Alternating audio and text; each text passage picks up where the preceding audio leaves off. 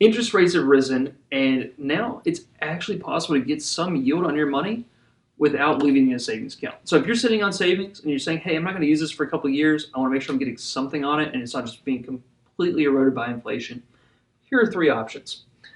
First up is a MIGA. You're probably thinking, what's a MIGA? It's a multi-year guaranteed annuity.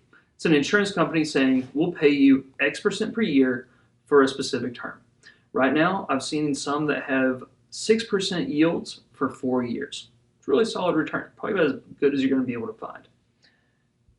Next up is a money market account. Most people are familiar with money market accounts. Right now, Schwab has a fund that is paying 4.47% annualized. It's liquid and it has very, very low risk. This can be a great option for you. Finally, Treasury bonds.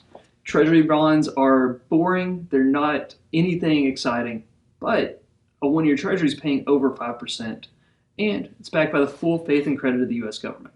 So if you're looking for some options for your cash, check these out or give me a call.